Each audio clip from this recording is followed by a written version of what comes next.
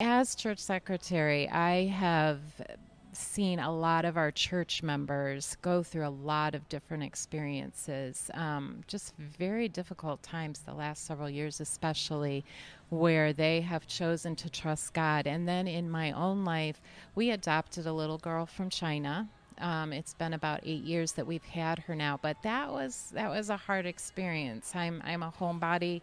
Going to China itself was hard for me because Mm. I do not like to travel very much. But just bringing her into our home, she was already almost 5 years old, and making her a part of our family, that was definitely a time where I didn't know how it was all going to come, to how it was going to work, because it was just very difficult. So Mm. I had to learn to trust God that He brought her into our family for a reason, and just, different daily experiences where things seem impossible, but with God, all things are possible. And it just has brought me to really know that I can trust God no matter what. Well, Susan, as you know, there are a number of families that have walked that adoption journey, whether it be what you would call a domestic adoption or as you and your husband, the international Yes. adoption route. Share with me how it is that you made that decision to adopt from China. Um, we we have 3 boys, and we just felt like we had the resources. We had a home that we could invite another child in.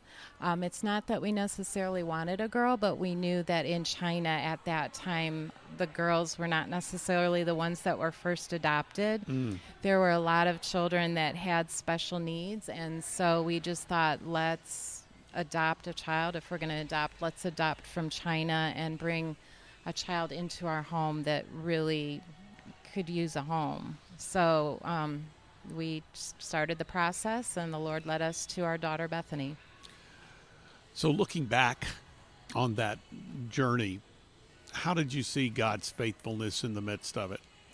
Um, just in the fact that, I mean, Bethany had already been in an orphanage for 5 years, and so she went through a lot of the different experiences of being in an orphanage. She kind of, even though she was under a foster care family within the orphanage, she kind of um, still tried to keep in charge of herself, and just had some normal issues that I read about. Plus, she was transitioning to the United States, didn't know any of the language, so she was going through so many different changes. And sometimes I just didn't know how to help her. I couldn't understand her background because we didn't know all that took place. So it was just trusting God to show me and show my husband what we needed to do to help her. And also lead her to the Lord, because she was not at all interested in anything about God, even at a young age. And the Lord just gave us opportunities to share with her about Him, and she came to know the Lord, which to me, that is the Mm. greatest blessing, because if she were still in China, there may not be that opportunity for her. Mm. Correct. Susan Perelka joining us today here on the Meeting House on Faith Radio. It is the summer 2024 Christian Product Expo in Fort Wayne, Indiana. The name of the book is Trust in Every Moment. The concept of trusting in the Lord every moment. I think about what Jesus said in John 15 about abiding in Him. Mm-hmm.